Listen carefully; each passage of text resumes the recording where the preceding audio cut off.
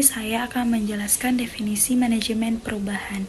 Manajemen perubahan adalah suatu pendekatan sistematis untuk merencanakan, mengimplementasikan, dan mengendalikan perubahan dalam organisasi agar tujuan perubahan tercapai dengan efektif serta meminimalkan resistensi dari individu maupun kelompok. Definisi manajemen perubahan menurut para ahli. Yang pertama, menurut Kotter 1996, manajemen perubahan adalah proses membantu organisasi untuk menyesuaikan diri terhadap lingkungan eksternal yang berubah dengan cepat. Yang kedua, menurut Hyatt dan Cressy atau PROSCI, manajemen perubahan adalah penerapan proses dan alat untuk mengelola sisi manusia dari perubahan guna mencapai hasil bisnis yang diinginkan. Nah, di sini saya akan menjelaskan mengenai jenis-jenis perubahan dalam organisasi. Nah, jenis-jenis perubahan dalam organisasi terbagi menjadi 6 bagian, yaitu yang pertama ada perubahan terencana atau planned change, yang dimana perubahan ini direncanakan dengan strategi tertentu, misalnya penerapan sistematis ERP baru. Nah, yang kedua ada perubahan tidak terencana atau unplanned change, yang dimana perubahan ini terjadi akibat faktor eksternal mendadak seperti krisis ekonomi atau pandemi. Nah, yang ketiga yaitu ada perubahan incremental, yang dimana perubahan ini yaitu perubahan kecil dan bertahap.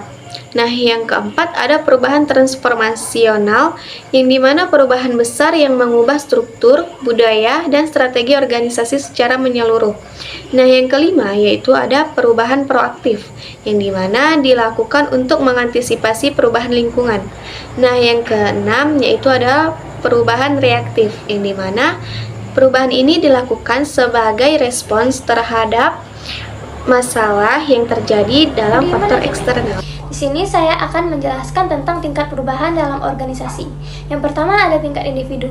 Perubahan ini menyasar pada setiap orang dalam organisasi. Fokusnya pada perilaku, cara berpikir, dan kemampuan atau kompeten seseorang. Contohnya yaitu karyawan yang dulunya bekerja manual kini dilatih dengan menggunakan software baru. Kemudian contoh yang kedua yaitu perubahan pola pikir dari yang hanya ikut perintah menjadi lebih proaktif dan inovatif. Kemudian contoh yang ketiga yaitu meningkatkan keterampilan komunikasi, kepemimpinan atau manajemen waktu. Tujuannya untuk membantu individu yang lebih adaptif, kompeten, dan selaras dengan visi organisasi. Kemudian yang kedua ada tingkat tim atau kelompok.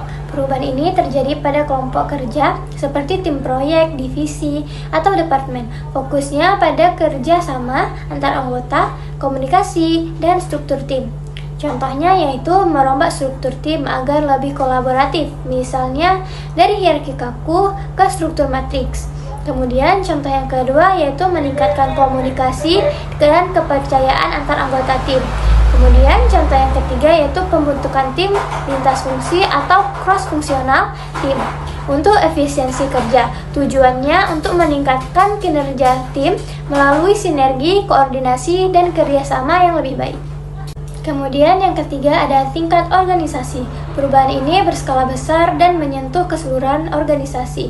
Fokusnya pada strategi, struktur organisasi, budaya kerja, dan proses bisnis.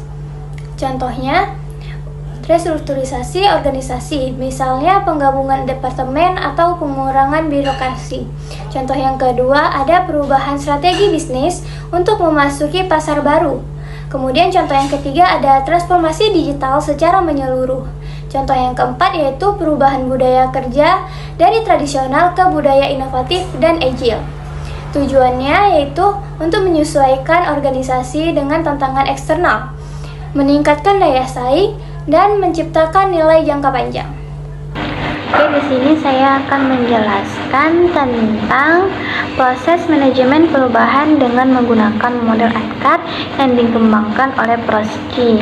Model ini merupakan salah satu pendekatan populer dalam mengelola perubahan, terutama karena berfokus pada perubahan individu sebagai dasar keberhasilan perubahan organisasi. Artinya, perubahan tidak hanya terjadi pada sistem atau struktur, tetapi harus dimulai dengan kesadaran dan kesiapan setiap orang yang terlibat. Model ADKAR terdiri dari 5 komponen utama. Yang pertama yaitu awareness atau kesadaran. Tahap ini adalah membangun kesadaran tentang perlunya perubahan. Kesadaran ini penting untuk mengurangi penolakan dan menumbuhkan pemahaman bersama. Yang kedua yaitu desire atau keinginan. Setelah menyadari pentingnya perubahan, langkah selanjutnya adalah menumbuhkan keinginan untuk ikut serta dalam perubahan tersebut. Keinginan ini muncul dari motivasi pribadi maupun dorongan dari lingkungan organisasi, seperti kepemimpinan yang mendukung atau budaya kerja yang positif. Yang ketiga yaitu knowledge atau pengetahuan. Pada tahap ini, individu diberi pengetahuan tentang bagaimana cara melakukan perubahan, termasuk di dalamnya adalah pelatihan, bimbingan, atau sosialisasi agar semua pihak tahu langkah-langkah yang harus dilakukan untuk menyesuaikan diri dengan perubahan. Yang keempat yaitu ability atau kemampuan. Pengetahuan saja tidak cukup, individu perlu menerapkan perubahan dalam pekerjaan sehari-hari. Oleh karena itu, organisasi harus memberikan dukungan seperti pelatihan praktis, fasilitas, serta kesempatan untuk berlatih agar kemampuan tersebut berkembang. Yang terakhir yaitu reinforcement ataupun penguatan. Tahap terakhir adalah memperkuat perubahan agar tetap bertahan dalam jangka panjang. Penguatan dapat dilakukan melalui penghargaan, pengakuan, atau evaluasi berkelanjutan untuk memastikan perubahan tidak hanya sementara, tetapi menjadi kebiasaan baru dalam berorganisasi. Nah, jadi secara keseluruhan model ADKAR ini membantu organisasi memahami dan mengelola perubahan dengan lebih efektif karena fokusnya pada perjalanan individu dari tidak sadar hingga benar-benar berkomitmen pada perubahan. Jadi ketika setiap individu sudah siap dan mampu beradaptasi, maka keberhasilan perubahan organisasi pun dapat tercapai dengan lebih mudah. Selanjutnya saya akan menjelaskan proses manajemen perubahan. Di sini ada model Claude Lewin yang pertama kali diperkenalkan pada tahun 1947, merupakan salah satu model perubahan yang paling dasar dan sering digunakan. 3 tahapan utama perubahan model Lewin. Yang pertama ada unfreeze. Unfreeze merupakan proses mempersiapkan individu atau organisasi untuk menerima perubahan dengan menciptakan kesadaran bahwa cara lama sudah tidak efektif lagi. Nah, pada tahap ini sangat penting untuk menjelaskan alasan perubahan agar orang-orang siap dan tidak menolak. Selanjutnya yang kedua ada change. Change adalah saat perubahan benar-benar diterapkan. Individu mulai belajar hal baru seperti sistem, kebijakan, atau cara yang berbeda dari sebelumnya.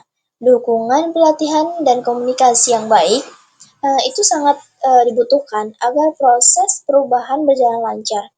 Dan yang terakhir ada refresh, dilakukan untuk memastikan perubahan yang telah dilakukan dapat bertahan lama dan menjadi bagian dari kebiasaan baru dalam organisasi. Pada tahap ini, hasil perubahan diperkuat melalui kebijakan, penghargaan, dan pembiasaan agar tidak kembali ke cara lama. Lalu di sini ada model 8 langkah John Kotter. John Kotter mengembangkan model 8 langkah yang lebih rinci untuk memandu organisasi melalui proses perubahan. Yang pertama ada menciptakan rasa urgensi, yang kedua membentuk koalisi kepemimpinan, yang ketiga mengembangkan visi dan strategi, Yang keempat, mengkomunikasikan visi perubahan. Yang kelima, ada memperdayakan aksi yang luas. Yang keenam, menciptakan kemenangan jangka pendek.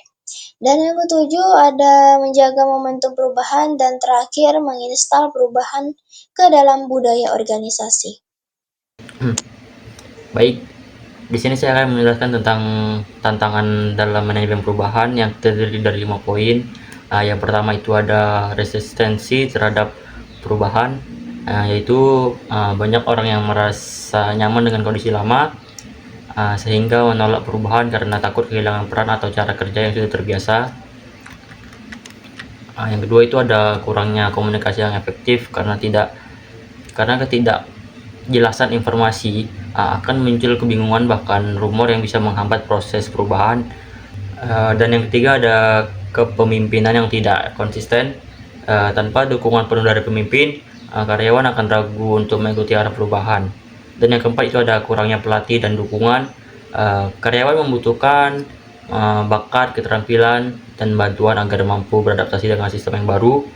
Dan yang terakhir itu tidak ada perencanaan yang matang, karena perubahan yang terburu-buru tanpa strategi jelas itu berisiko akan menimbulkan masalah yang baru. Oke, di sini penutup sedikit. Jadi kita bisa simpulkan bahwa setiap perubahan pasti memiliki tantangan, karena mulai dari resistensi, komunikasi yang kurang jelas, hingga kepemimpinan yang tidak konsisten.